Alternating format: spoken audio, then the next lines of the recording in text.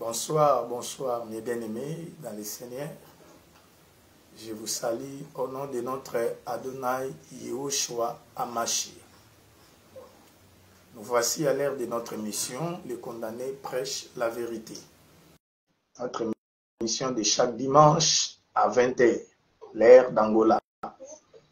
Nous sommes là pour partager la parole de Dieu, afin que la parole de Dieu nous aide pendant notre pèlerinage ici sur terre.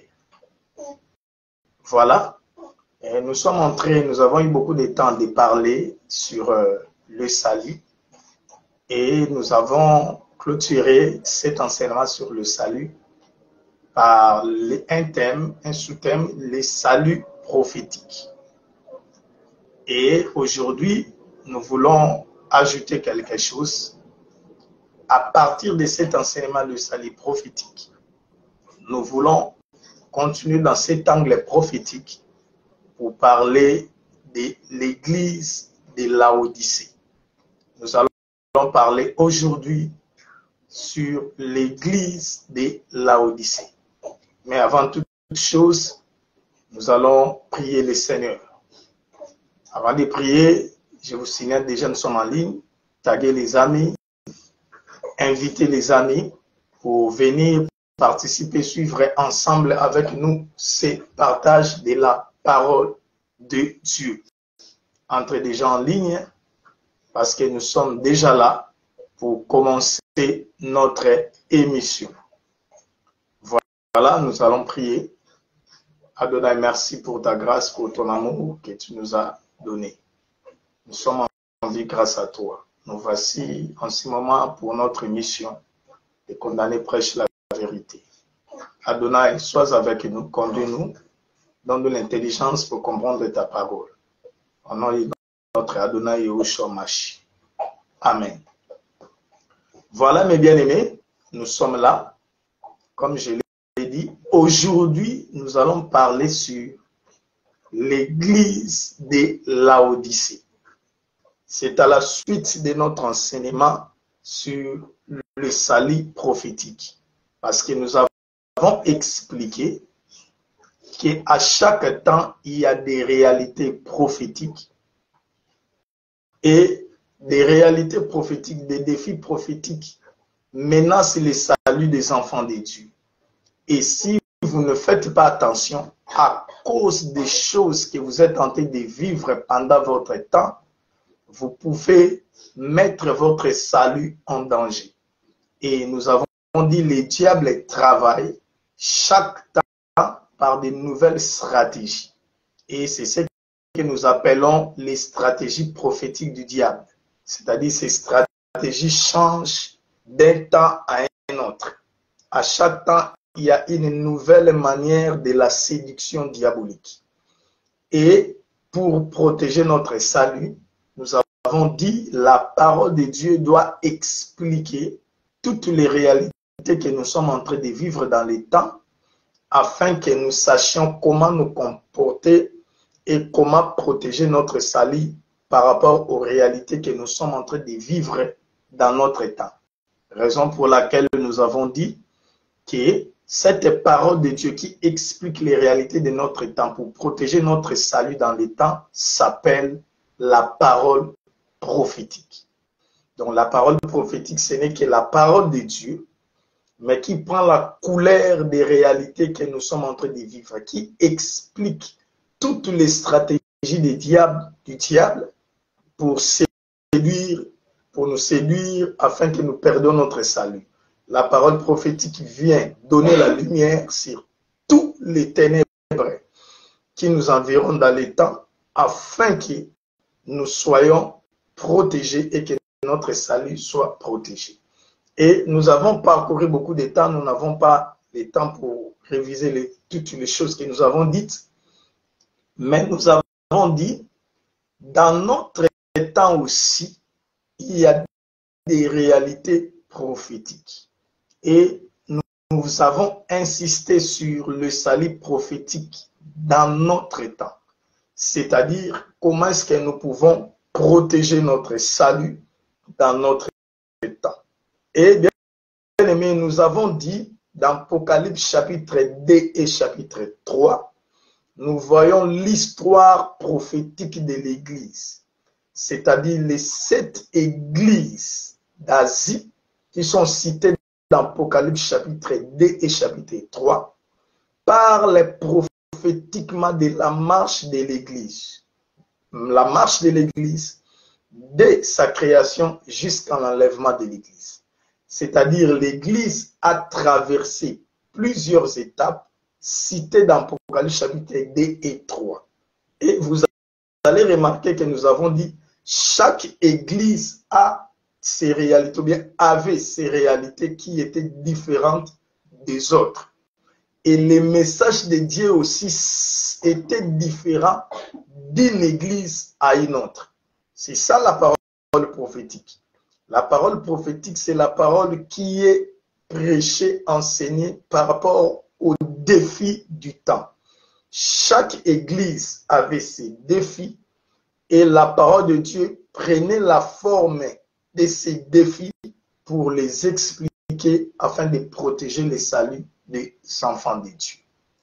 Et bien aimés, nous voulons aujourd'hui parler de l'église de Laodicée parce que les 7 églises, comme nous avons dit, parlent de l'histoire de l'église, les étapes que l'église a traversées dans les temps, les défis prophétiques qu'elle a rencontrés et les messages prophétiques qui étaient venus à chaque temps. Et nous avons dit, nous sommes à la dernière période prophétique de l'Église. C'est-à-dire, l'Église traverse sa dernière période pour être enlevée. Et parmi les 7 églises dans Apocalypse chapitre 2 et 3, la dernière église, c'est l'église de Laodicée. Alléluia. Raison pour laquelle nous disons que nous voulons parler de l'église de Laodicée, parce que prophétiquement, l'église de Laodicée, c'est l'église de notre temps. C'est-à-dire les réalités, les choses qui sont citées dans l'église de Laodicée, prophétiquement, ça explique notre temps et les réalités que nous sommes en train de vivre. Raison pour laquelle nous voulons parler de l'église de Laodicée. C'est-à-dire, c'est notre temps, c'est l'église de notre temps qui verra l'enlèvement de l'église. Bien-aimés, je veux que vous me suiviez très bien parce que cet enseignement va nous aider beaucoup, va nous expliquer les choses que nous sommes en train de vivre. Quel est l'état prophétique de l'église de notre temps? Nous commençons cet enseignement aujourd'hui, mais je ne crois pas que nous allons terminer ça aujourd'hui parce qu'il y a beaucoup de choses. Là où le temps va nous arrêter, nous allons nous arrêter pour continuer les dimanches prochains. L'église de Laodicée. Nous allons lire Apocalypse chapitre 3, versets 14 à 22. Apocalypse chapitre 3, versets 14 à 22. La Bible dit ceci. Écrit à l'ange de l'église de Laodicée. Voici ce que dit l'Amen, le témoin fidèle et véritable, le commencement de la création de Dieu. Je connais tes œuvres. Je sais que tu n'es ni froid ni bouillant. Puisses-tu être froid ou bouillant? Ainsi, parce que tu es tiède et que tu n'es ni froid ni bouillant, je te vomirai de ma bouche. Parce que tu dis, je suis riche, je me suis enrichi et je n'ai besoin de rien. Et parce que tu ne sais pas que tu es malheureux, misérable, pauvre, aveugle et nu, je te conseille d'acheter de moi de l'or éprouvé par le feu, afin que tu deviennes riche, et des vêtements blancs, afin que tu sois vêtu et que la honte de ta nudité ne paraisse pas, et un collier pour oindre tes yeux afin que tu vois. Moi, je reprends et je châtie tous ceux que j'aime. Et donc du zèle et répands-toi. Voici, je me tiens à la porte et je frappe. Si quelqu'un entend ma voix et ouvre la porte, j'entrerai chez lui, je souperai avec lui et lui avec moi. Celui qui vaincra, je le ferai asseoir avec moi sur mon trône, comme moi j'ai vaincu et me suis assis avec mon Père sur son trône.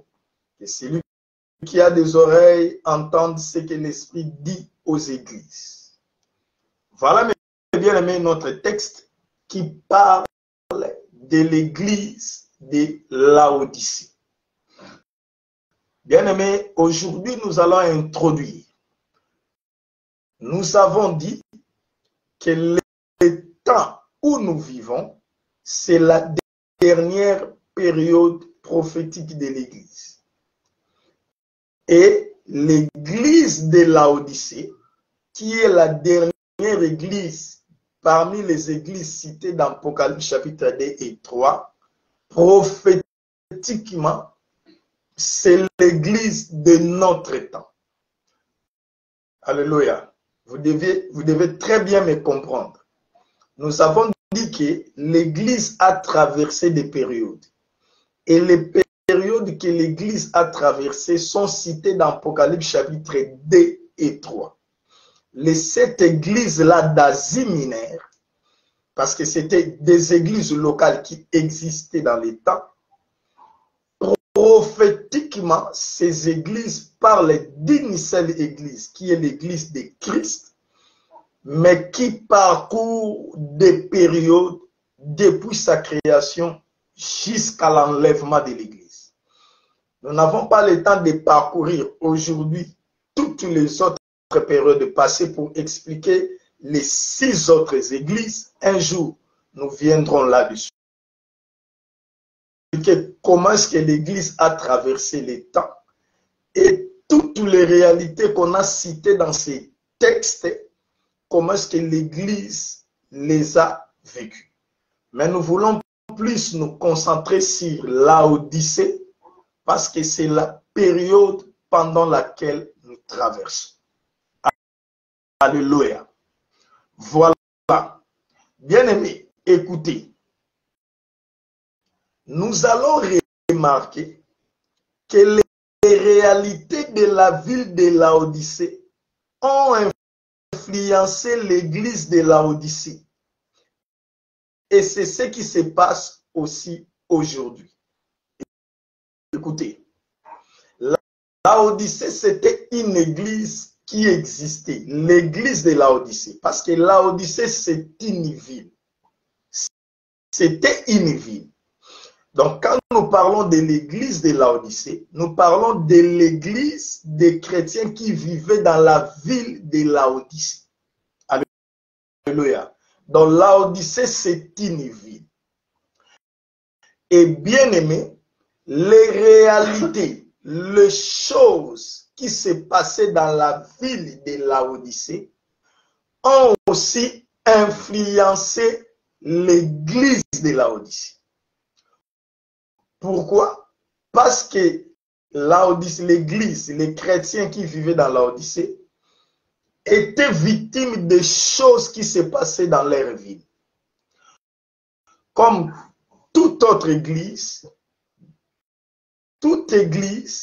peut être facilement influencée par les réalités de la vie dans laquelle elle se trouve. Alléluia. Le milieu dans lequel l'église se trouve peut influencer la manière de vivre des chrétiens de ces milieux. Alléluia. Nous allons voir comment est-ce que la ville de Laodicée et sa manière de vivre et ses manières de faire ont influencé l'église de Laodicée. Et c'est ce que nous vivons aussi aujourd'hui. C'est-à-dire l'église de ces temps de la fin est aussi influencé par les réalités que nous vivons dans le monde aujourd'hui. Raison pour laquelle nous disons, l'Église doit faire attention.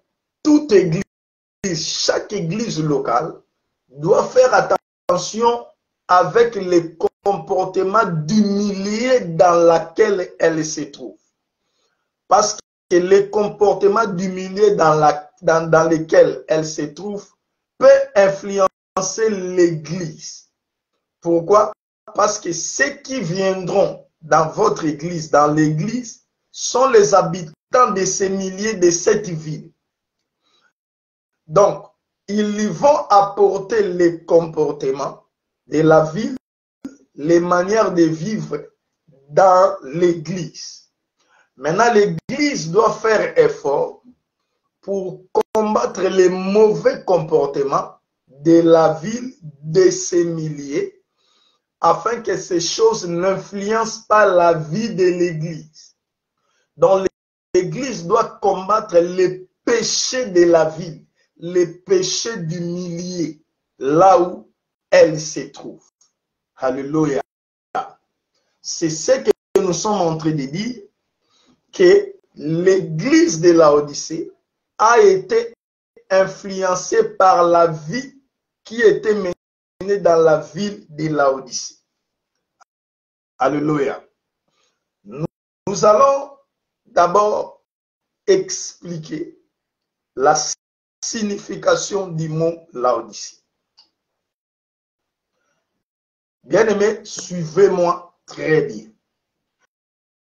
Rien qu'avec l'explication du nom Laodicée, nous allons voir déjà beaucoup de choses prophétiques que nous sommes en train de vivre aujourd'hui dans le monde. Parce que la ville de Laodicée, autrefois, symbolise prophétiquement maintenant le monde dans lequel nous vivons.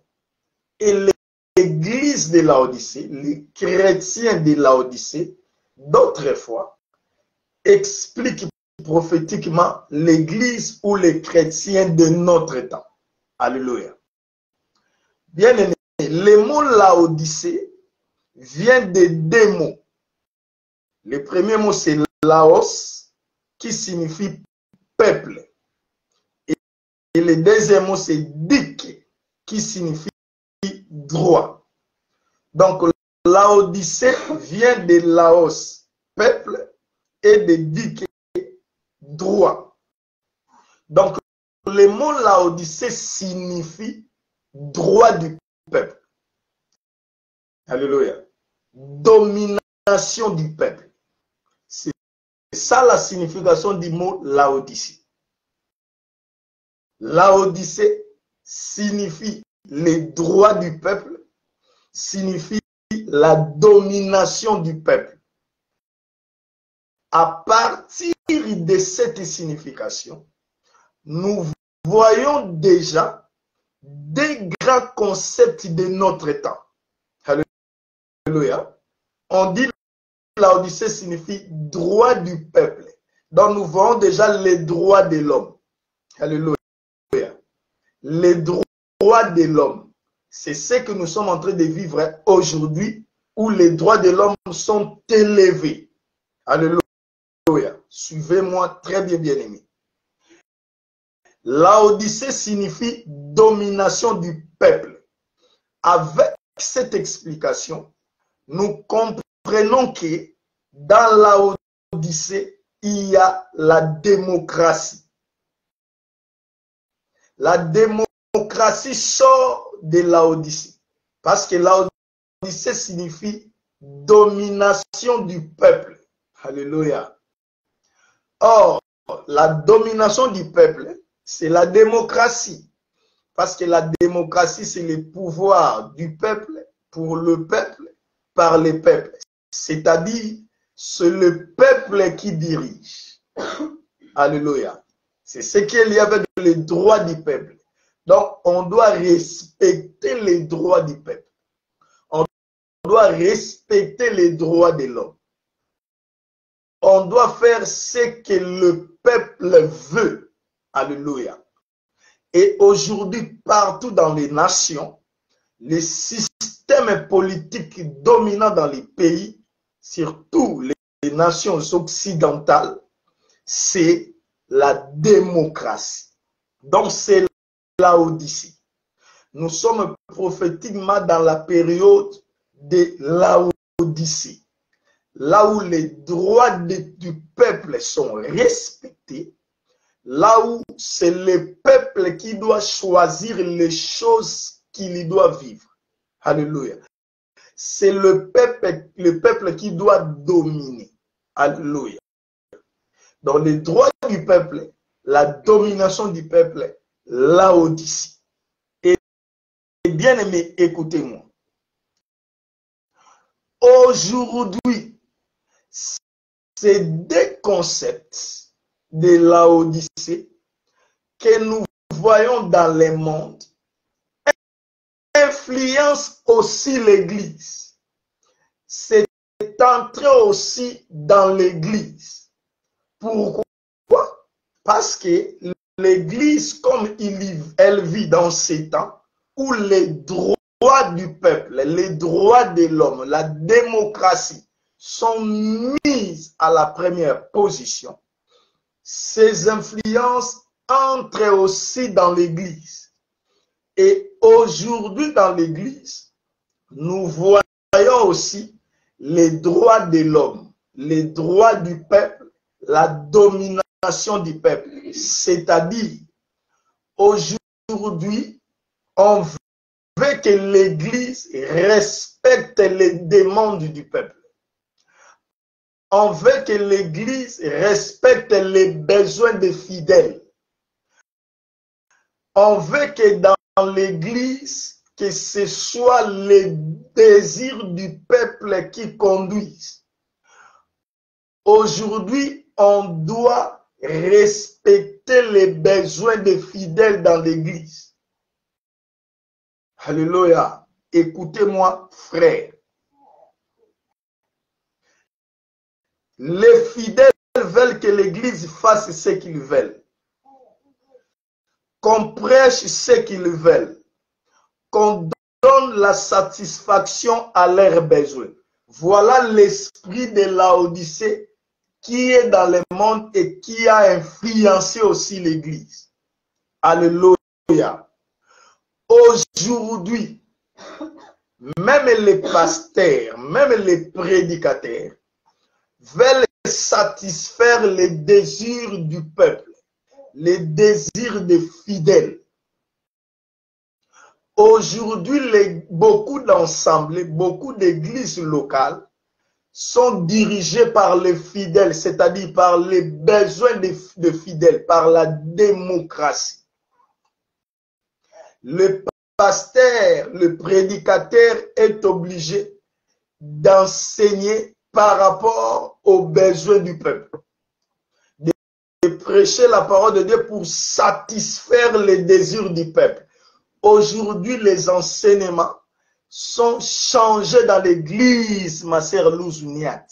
Que Dieu te bénisse.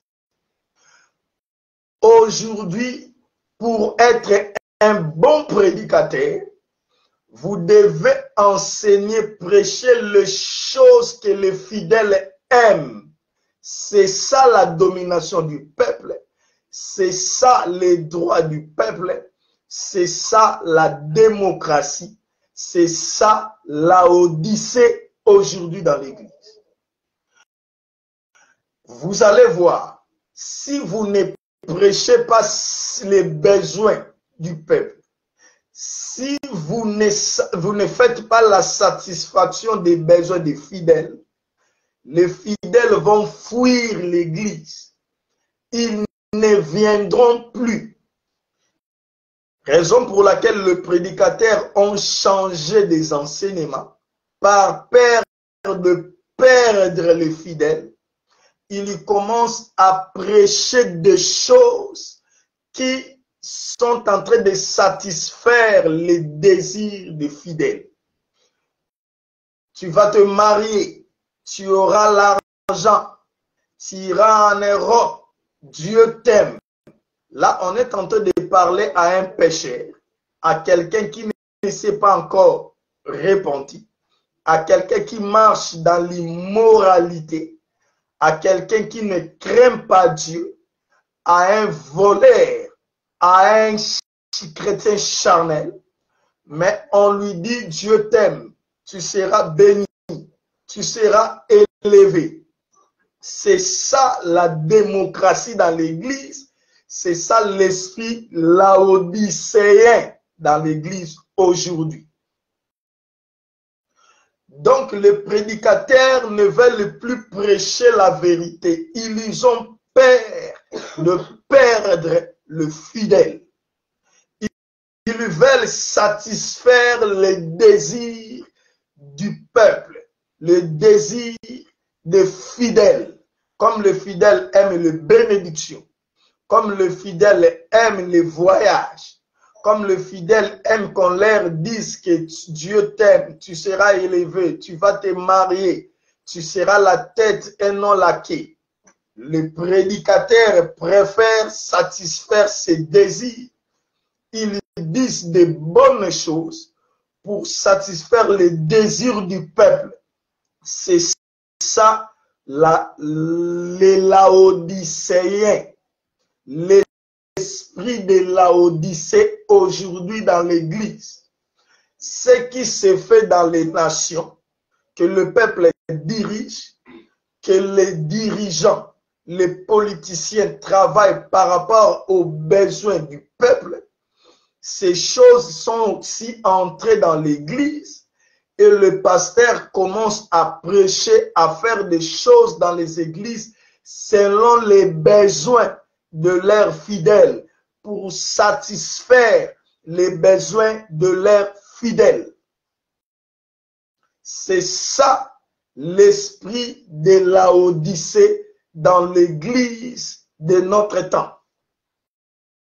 Alléluia. Or, l'église ne peut pas marcher comme le monde. Le monde ne peut pas entrer dans l'église. Ce qui se fait dans le monde ne peut pas se faire dans l'église. Si le monde est dirigé par le peuple, si les nations sont dirigées par la démocratie, si dans les nations on parle des droits de l'homme, dans l'église, on ne parle pas de la démocratie, mais de la théocratie. À l'église, ce n'est pas le peuple qui dirige. On ne prêche pas par rapport aux désirs du peuple, mais dans l'église, on prêche selon les désirs de Dieu, selon les besoins de Dieu, ce que Dieu veut pour son peuple. C'est ça la théocratie. Dans l'église, c'est Dieu qui dirige, ce n'est pas le peuple qui dirige. Ce ne sont pas ces mamans-là qui ont beaucoup d'argent qui commencent à commander les pasteurs. Ce ne sont pas ces papas-là qui ont des voitures de richesse, commencent à commander les serviteurs de Dieu, commencent à diriger les serviteurs de Dieu. Les serviteurs de Dieu commencent à avoir peur de prêcher des choses de la vérité. Pourquoi? Parce que ces papas-là, cette maman-là donne beaucoup d'argent dans l'église. Si je prêche le péché qu'il fait, il va fuir l'église où il ne donnera plus son argent. C'est ça les laodicéens. L'esprit laodicéen dans l'église. Les hommes de Dieu ne veulent plus prêcher la parole selon les besoins de Dieu. Ce que Dieu veut, non. Mais ils commencent à prêcher par rapport aux besoins, aux désirs des chrétiens. C'est ça la démocratie dans l'église. Or, l'église n'est pas dirigée par la démocratie, mais par la théocratie. Alléluia. Dans l'église, on ne respecte pas les droits du peuple, mais on respecte les droits de Dieu. Alléluia. Cet esprit de Laodicée doit être combattu dans l'Église. Si dans les nations, on parle des droits de l'homme, de la démocratie, respecter les peuples, dans l'Église, c'est respecter Dieu, c'est respecter les droits de Dieu et non respecter les droits des fidèles. Alléluia. Nous allons lire un texte qui parle de ça. 2 Timothée, chapitre 4, versets 3 à 4. 2 Timothée, chapitre 4, versets 3 à 4. Qu'est-ce que la Bible dit? La Bible dit ceci. 2 Timothée 4, 3 à 4. Car il viendra un temps où les hommes ne supporteront pas la saine doctrine, mais ayant la démangeaison d'entendre des choses agréables, ils se donneront une foule de docteurs selon leurs propres désirs. Retenez bien cette expression, selon leurs propres désirs. C'est ça la démocratie. 4. Détourneront l'oreille de la vérité et se tourneront vers les femmes. Bien-aimés, ici, Paul est en train de prophétiser sur notre temps, sur le temps de Laodicée. Parce que Paul, prophétiquement, n'était pas dans Laodicée, il était dans Éphèse, la première église. Mais il prophétise sur la dernière église, l'état des chrétiens qui seront prêts le jour de l'enlèvement, les chrétiens qui vivront l'enlèvement. C'est Laodicée. Parce que l'enlèvement se fera dans Laodicée, la dernière église. Parce que vous allez voir dans Apocalypse 3, après Laodicée, il n'y a plus une autre église. C'est-à-dire l'histoire de l'église termine dans Laodicée. À partir du chapitre 4 d'Apocalypse, on parle de l'enlèvement parce qu'on appelle les gens montent ici. Ils montent, ça c'est l'image de l'enlèvement. Nous allons parler de ça plus tard quand nous parlerons de l'Apocalypse. Alléluia. Donc, bien aimé, Paul est en train de dire à Timothée, il arrivera un temps où les gens ne supporteront plus la saine doctrine. Alléluia. Donc, Paul dit, il y a un temps qui arrivera, les gens n'accepteront plus qu'on leur prêche la vérité. C'est ça le temps pendant lequel nous sommes en train de vivre. Les gens ne veulent plus entendre la saine doctrine, les saintes choses. Alléluia. Quand, en tant que prédicateur, vous venez avec ce genre d'enseignement, abandonnez le péché, repentez-vous, marchez dans la crainte de Dieu, marchez dans la sanctification. Bien-aimés, les gens se fâchent. Les gens vont fuir l'église. Ils vont vous dire, ce prédicateur-là, c'est un prédicateur de condamnation. C'est ça l'esprit du temps de la fête. Les gens ne veulent plus écouter la saine doctrine. Les gens ne veulent plus supporter la saine doctrine. Si vous êtes une église qui prêche la saine doctrine, vous allez perdre beaucoup de gens. Aujourd'hui, les églises de la saine doctrine sont vidées. Il n'y a plus beaucoup de gens. Il y a des gens à compter. Mais là où on prêche des massages au lieu de messages, là où il y a la démocratie, vous verrez, il y a beaucoup de gens qui y vont. Là où ils y rencontrent leurs besoins. Alléluia. Et aujourd'hui, les prédicateurs préfèrent gagner la foule, préfèrent être acclamés par le peuple. Laodicée. Paul dit, les gens ne supporteront plus la saine doctrine. Mais la deuxième chose, il dit, ayant la démangeaison d'attendre les choses agréables.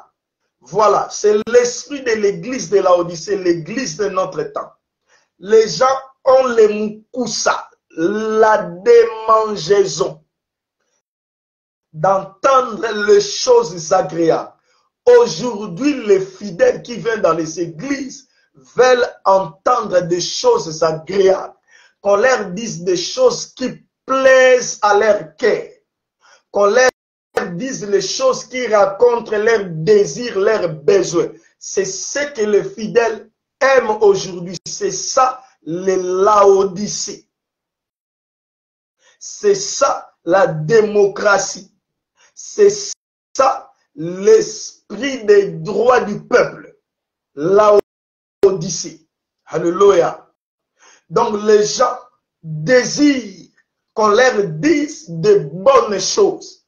Il faut qu'ils entendent les choses agréables. Même si elle sort avec un mari d'une autre femme, elle veut toujours qu'on lui dise de bonnes choses. Elle veut qu'on lui dise que ce mari-là sera ton mari. Tu vas le récupérer. Il va rejeter cette femme-là. C'est ce qu'elle veut entendre. Mais si on lui dit, laisse le mari de l'autre, elle se fâche, elle ne viendra plus à l'église, elle ne donnera plus de l'argent. Alléluia. C'est ce qui se passe aujourd'hui. Dans l'église de Laodicée, l'église de notre temps, l'homme Nzei, la Bible dit, il y a l'esprit de la démangeaison, Maman Pierrette.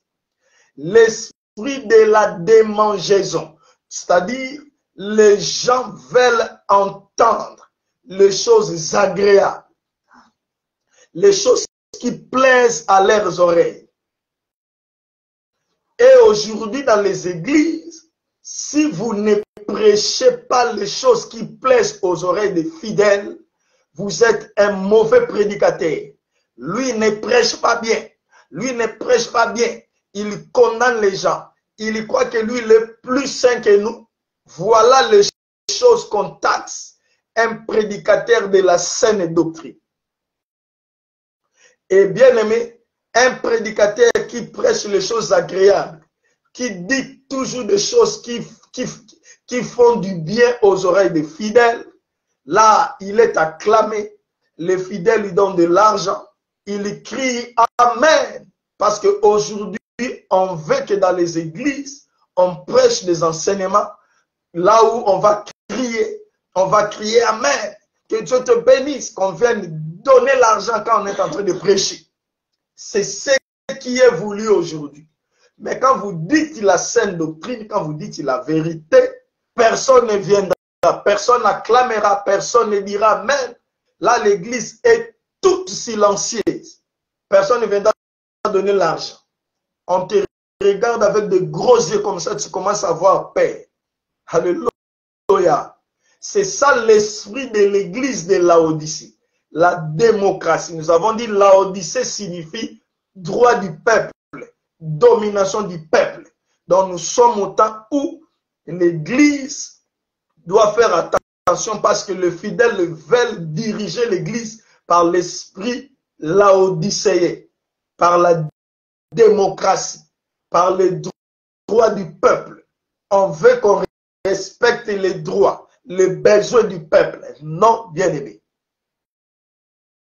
Prédicateur, vous ne devez pas suivre les besoins du peuple des fidèles.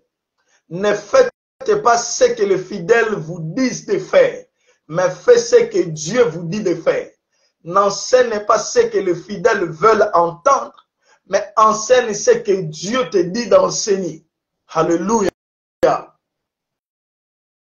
La corruption est entrée même parmi les ministres de la parole.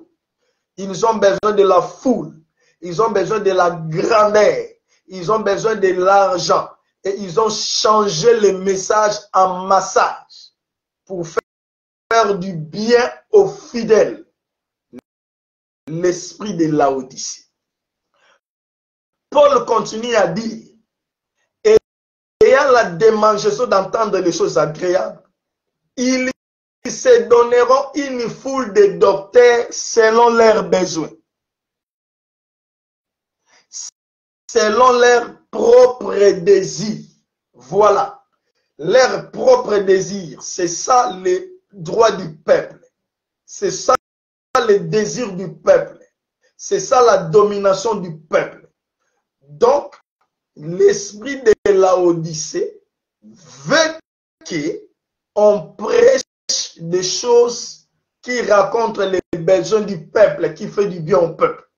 Écoutez, Paul dit à Timothée, les gens aimeront avoir des docteurs, c'est-à-dire des enseignants de la parole, qui enseignent les choses selon leurs propres désirs. Raison pour laquelle je dis, si vous voulez avoir beaucoup de gens dans votre église, commencez seulement à prêcher des choses qui font du plaisir aux fidèles. Là, vous aurez beaucoup de gens. C'est ça l'esprit de Laodicée. Donc, les gens ayant cette démangeaison, ils auront besoin d'une foule de docteurs selon leurs propres désirs. Alléluia. Laodicée signifie les désirs du peuple, les droits du peuple, la domination du peuple.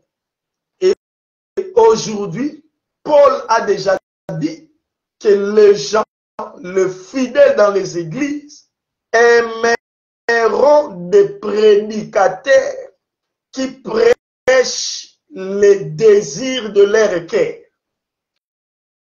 Aujourd'hui, on va te rejeter, on va t'abandonner si tu prêches la sainte doctrine, si tu prêches la vérité. Si tu dis aux gens d'abandonner le péché, si tu dis aux gens de fuir le péché, si tu dis aux gens de marcher dans la sanctification, si tu dis aux fidèles de marcher dans la crainte de Dieu, on va vous rejeter. On ne viendra pas dans votre église. Vous serez piaquer, comme on le dit. On ne te donnera pas l'argent. Prédicateur, confie-toi en Dieu qui t'a appelé au ministère. Même si on ne te donne pas, Dieu te donnera. Prêche la vérité. Insiste dans des occasions favorables ou non, comme Paul dit à Timothée là plus haut. Alléluia. Donc l'église de Laodicée, c'est l'église de la démocratie, du pouvoir du peuple, des droits du peuple. C'est ce que nous sommes en train de voir aujourd'hui. Aujourd'hui, nous avons une foule de docteurs. Nous avons beaucoup de prédicateurs qui prêchent des choses selon les besoins des fidèles. Parce qu'il a besoin d'avoir beaucoup de gens, il a besoin d'avoir beaucoup d'argent. On veut plus de la quantité que de la qualité. Bien-aimés, écoutez-moi. Nous sommes dans la dernière période de l'église, l'église de Laodicée, là où l'esprit de la démocratie domine. Parce que Laodicée signifie droit du peuple, domination du peuple. Et le peuple veut dominer jusque dans l'église. Le peuple veut dominer même le pasteur. Alléluia. On veut qu'on prêche les choses qui leur font du bien. C'est ça l'esprit de Laodicée. Faisons attention, ministre de la parole. C'est la théocratie qui dirige l'église et non la démocratie. La démocratie, c'est dans le monde. Dans l'église, c'est Dieu qui dirige, ce n'est pas le peuple qui dirige. Dans l'église, on ne satisfait pas les désirs du peuple, des fidèles, mais on satisfait les désirs de Dieu. Alléluia. Gloire soit rendue à Dieu. Nous devons faire attention avec la démangeaison du temps de la fin. La saine doctrine est rejetée. Les vrais enseignements sont mis de côté. Aujourd'hui, on prêche seulement les matériels, on prêche seulement les bénédictions, on prêche seulement des choses qui font du bien dans les oreilles des fidèles. Alléluia. Bien-aimés, vous devez faire attention. Nous devons faire attention avec l'esprit de Laodicée. Prenons la deuxième chose pour aller finir. Nous venons de parler, nous sommes à l'introduction. Nous venons juste de parler de la signification du nom de Laodicée. Laodicée signifie droit du peuple, domination du peuple. C'est ce qui se fait aujourd'hui. On veut qu'on fasse des choses selon les besoins du peuple, même dans l'église. La deuxième chose, on va parler de l'origine du nom Laodicée. D'où vient ce nom Laodicée? Bien aimé, la ville de Laodicée portait d'abord un autre nom, de Diospolis. Cette ville ne s'appelait pas Laodicée, s'appelait Diospolis. Mais c'est Antiochus II, après avoir conquéri la ville en 250 avant Jésus-Christ, donna le nom de sa femme dans la ville. Cet empereur, Antiochus II, quand il a conquéri cette ville de Diospolis, il y prend le nom de sa femme, qui s'appelait Laodiquée. Il lui donne ce nom à la ville. Alléluia. Donc, Laodicée vient du nom d'une femme, Laodiquée, la femme de l'empereur qui a conquéri la ville de Diospolis. Cette ville va prendre le nom de ma femme, Laodiquée. Raison pour laquelle vous allez voir que Laodicée est écrit avec double E, c'est au féminin. C'est un nom féminin. Bien aimé, écoutez-moi. Donc, nous voyons déjà une autre chose de notre temps. À partir de l'origine du monde, Laodicée, nous voyons une autre chose qui se passe aujourd'hui dans notre temps. L'esprit féminin. Alléluia. L'élévation de la femme, le culte de la femme, la domination de la femme, parce que c'est la femme de l'empereur qui dominait. La ville a porté même son nom. Laodicée, c'est le nom d'une femme. C'est l'esprit du culte de la femme, de la domination de la femme, de l'émancipation de la femme, de la parité. Oh, bien-aimé, aujourd'hui, nous sommes dans l'Odyssée prophétique. Le monde, aujourd'hui, vit les réalités d'autrefois de la vie de l'Odyssée. Cette ville, prophétiquement, c'est vraiment les réalités de notre temps. Regardez aujourd'hui, on élève la femme dans le monde. On parle des droits des femmes. On parle de la domination de la femme. Alléluia. On parle de l'émancipation de la femme. La femme doit être émancipée. Je ne sais pas qui l'avait fait descendre. La parité. La parité, c'est-à-dire la femme veut s'égaler à l'homme. C'est l'esprit de Laodicée. Aujourd'hui, si vous tapez votre femme dans d'autres nations, on vous arrête. Alléluia. Donc, bien aimé, l'esprit de Laodicée, la femme d'Antiochus II, est en train d'agir aujourd'hui. On élève la femme. La femme doit être égale à l'homme. La femme doit faire tout ce que l'homme fait. Alléluia. Et dans d'autres pays, nations, on a déjà des candidates femmes comme présidente. Alléluia. Donc, on élève la femme. Cette élévation de la femme, c'est l'esprit Laodicée. La femme veut quitter la maison pour aller aussi là où l'homme va.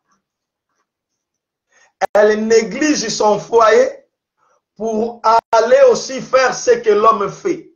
Alléluia. Elle néglige ses enfants. Elle sort très tôt le matin pour rentrer très tard, comme l'homme. Donc la femme veut s'égaler à l'homme. Elle veut faire tout ce que l'homme fait. C'est ça le monde d'aujourd'hui, la Odyssée. Et bien aimé, ce qui est dangereux, cet esprit de la femme est entré dans l'église. Cet esprit de la Odyssée a influencé même l'église. Cette élévation de la femme est entrée même aujourd'hui dans l'église. Aujourd'hui, l'église commence à parler même de la parité. Vous entendez les prédicateurs parler de l'égalité entre l'homme et la femme dans les églises, bien aimés. Aujourd'hui, nous avons des femmes pasteurs. Nous avons des apôtresses, ce qui n'existe pas dans la Bible. Nous avons des ministres de la parole femmes. Bien aimé, nous allons y venir. D'où viennent ces choses où des femmes commencent à diriger? C'est ça l'esprit de la Odyssée. La femme commence à diriger l'homme. Et cet esprit est entré même dans les églises. Aujourd'hui, on voit dans les églises, on donne de l'autorité à la femme. Les femmes commencent à diriger dans les églises. C'est contre la doctrine. Selon Dieu, selon la saine doctrine, la femme ne peut pas diriger l'homme. La femme n'est pas égale à l'homme. La femme ne peut pas se comporter comme un homme. Ça, c'est la saine doctrine. Mais l'esprit de la Odyssée dit que non, la femme doit être égale à l'homme. La femme doit diriger aussi l'homme. Nous voyons des femmes pasteurs qui dirigent des églises. Nous voyons des prédicatrices femmes. Nous voyons des ministres de la parole femmes. Bien que dans la Bible, il n'y en a pas. Parce que nous ne voyons aucune apôtre, aucune femme apôtre dans la Bible. Aucune femme évangéliste dans la Bible. Aucune femme pasteur dans la Bible. Aucune femme docteur dans la Bible. Nous voyons seulement des femmes prophétesses. Pourquoi? Parce qu'elles avaient le don de la prophétie. Parce que nous avons le ministère prophétique et les dons de la prophétie. Et le ministère prophétique n'est pas pour la femme, mais la femme peut être prophétesse des dons. Ce n'est pas notre enseignement d'aujourd'hui, mais nous allons y venir plus tard quand nous parlerons de ministère. Mais ce que nous voulons dire, c'est que l'esprit de la Odyssée qui élève la femme est entré même dans l'église au point que l'ordre établi par Dieu est détruit. Aujourd'hui, on dit que l'homme est égal à la femme. Aujourd'hui, dans les églises, on célèbre même la fête de la journée de la femme dans les églises. Le 8 mars, vous verrez des activités dans des églises, là où on célèbre la journée de la femme. Voilà là où le fait étranger est entré dans le lieu saint. Des fêtes mondaines sont entrées dans l'église. On fête la journée de la femme dans l'église. Et regardez les prédications ce jour-là. La femme aussi peut être pasteur. La femme aussi peut diriger. La femme aussi peut être comme l'homme. Peut faire tout ce que l'homme fait. Donc on veut égaler l'homme à la femme. C'est ça l'esprit de l'élévation de la femme, la Odyssée. L'Église a embrassé ces doctrines et aujourd'hui nous voyons la femme élevée dans les églises. Lisons l'ordre que Dieu a établi. C'est là où nous allons terminer. 1 Corinthiens chapitre 11. Nous commençons au verset 1er. La Bible dit, soyez mes imitateurs, comme je le suis moi-même de Christ. Paul dit, nous devons l'imiter. Nous devons imiter Paul. Prédicateur, écoutez-moi. Ce que vous faites dans vos églises, dans ton église, est-ce que ça imite ce que Paul fait, ce qu'il va dire ici? Parce qu'avant d'enseigner, il parle d'abord que vous devez m'imiter. Donc, dans les choses que je vais dire en bas, vous devez faire comme moi je fais. Parce que ce que moi je fais vient de Christ. Parce que moi aussi, j'imite Christ. Bien aimé, vous allez voir ce que vous faites dans les églises, si c'est ce que Paul a imité de Christ. Alors, si vous n'imitez pas Paul, vous imitez qui? Nous devons être des imitateurs de Paul. Donc, nous devons faire les choses que Paul a enseignées. Verset 2. J'ai voulu de ce que vous vous souvenez de moi à tous égards et de ce que vous retenez mes instructions telles que je vous les ai données. Paul dit, il loue les Corinthiens parce qu'il garde ses enseignements jalousement. Il garde les instructions de Paul telles qu'il les a données. Est-ce que vous, hommes de Dieu, vous, enfants de Dieu, vous gardez les instructions de Paul comme il les donne? C'est ça le problème que nous avons aujourd'hui dans les églises. Nous ne retenons plus les instructions comme Paul les a laissées.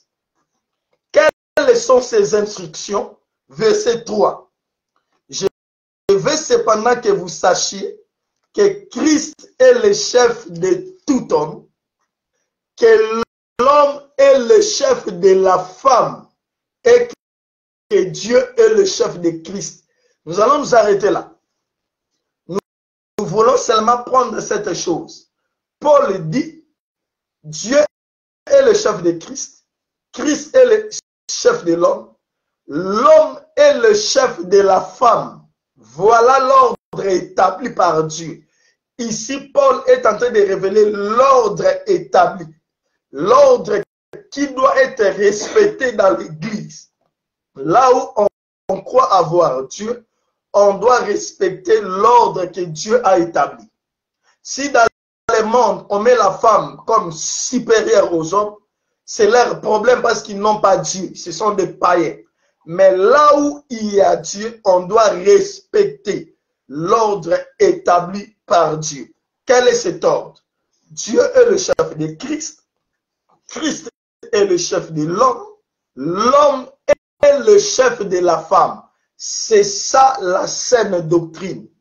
Dans la saine doctrine, l'homme est le chef de la femme. Et là où l'homme est chef de la femme ne peut pas diriger l'homme. La femme ne peut pas être égale à l'homme.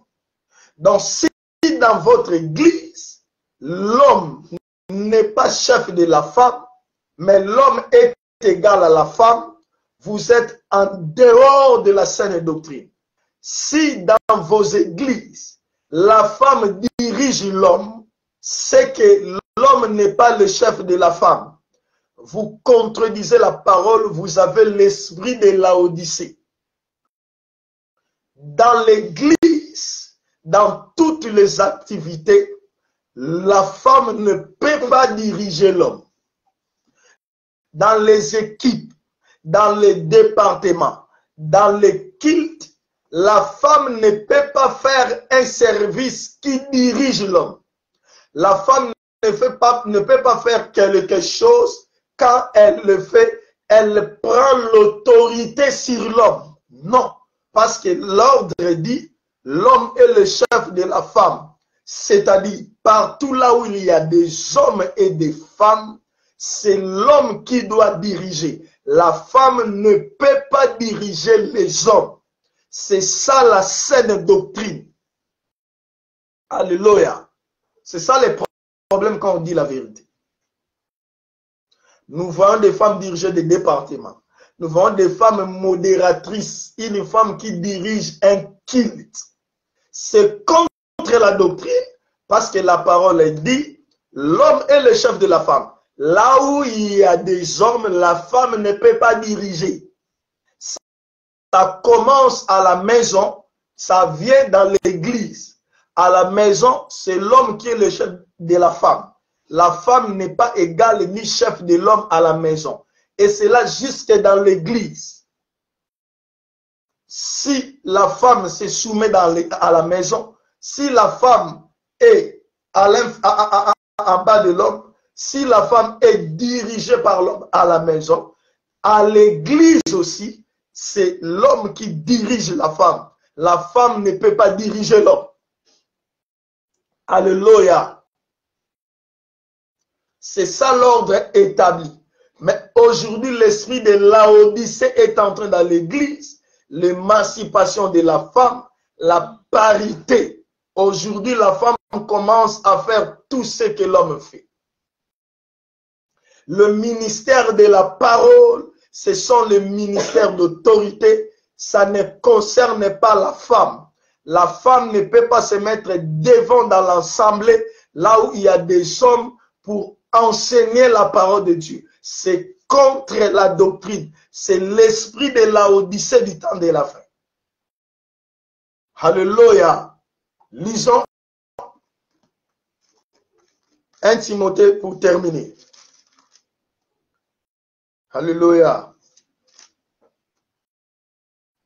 Nous devons faire attention avec l'esprit de Laodicée dans l'église. L'esprit de la femme, de l'élévation de la femme dans l'église. 1 Timothée chapitre 2, nous lisons seulement le verset 12. Je ne permets pas à la femme d'enseigner, ni de prendre de l'autorité sur l'homme, mais elle doit demeurer dans le silence. La Bible dit, je ne permets pas à la femme d'enseigner. C'est Paul qui est en train de dire ça à Timothée. La femme ne peut pas enseigner, ni prendre de l'autorité sur l'homme. Dans une église chrétienne, Paul dit à Timothée, tu vas dire, la femme ne peut pas enseigner. La femme ne peut pas prendre de l'autorité sur l'homme. S'il y a une modératrice dans un culte, là où il y a des hommes, la femme est en train de prendre de l'autorité sur l'homme. S'il y a une prédicatrice dans un culte, là où il y a des hommes, la femme est en train de prendre de l'autorité sur l'homme. C'est contre la doctrine, c'est l'esprit de Laodicée.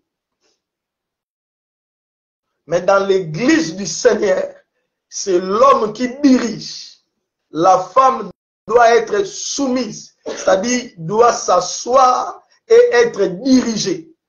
Enlevez toutes ces femmes-là qui dirigent les départements, les groupes dans vos églises. Enlevez-les, mettez des hommes. Une femme ne peut pas diriger une équipe là où il y a des hommes. C'est contre la doctrine, c'est contre la hiérarchie divine. L'ordre divin établi dans 1 Corinthiens chapitre 11, l'homme est le chef de la femme. Alléluia. Voilà la signification et l'origine du nom Laodicée. Aujourd'hui, nous n'avons parlé que de la signification et de l'origine des mots Laodicée. Nous ne sommes même pas encore entrés dans la profondeur du message de l'église de Laodicée. C'est ce que nous allons commencer à partir du dimanche prochain. Écoutez-moi, vous femmes qui dirigez les hommes, vous devez enlever toutes ces choses sur vous. Vous n'avez pas le droit de diriger les hommes. Vous, les femmes pasteresses, ça n'existe pas dans le dictionnaire. Parce que le nom des 5 ministères, il n'y en a pas de féminin dans le dictionnaire.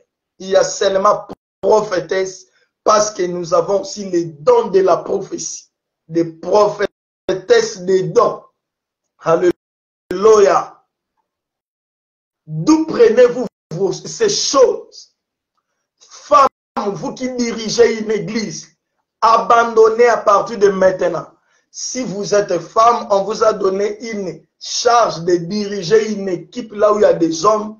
À partir d'aujourd'hui, va dire à votre pasteur, je dois laisser diriger des hommes. Ça ne m'a pas été donné. C'est contre la doctrine. Je ne peux pas diriger les hommes.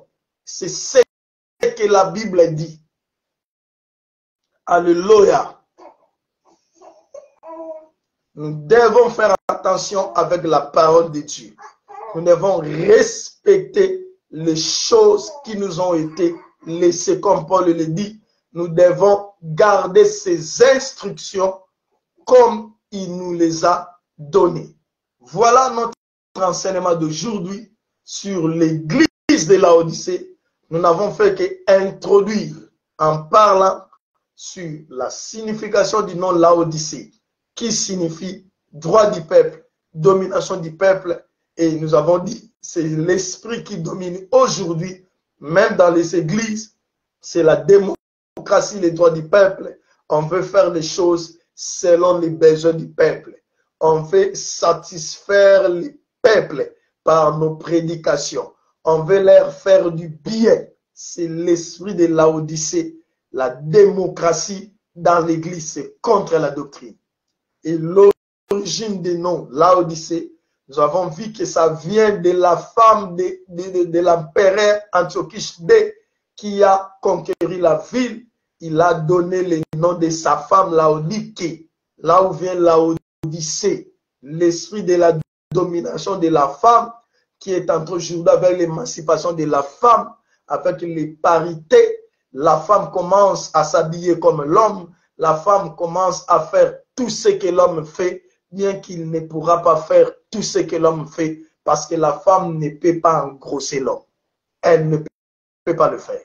Donc la femme ne peut jamais faire ce que l'homme fait. Alléluia. C'est ce que nous avons vu aujourd'hui. Les deux esprits dans l'église du temps de la fin, l'esprit de Laodicée, la domination du peuple, la démocratie et l'émancipation de la femme, l'esprit de la domination de la femme. Nous sommes à la fin de notre mission.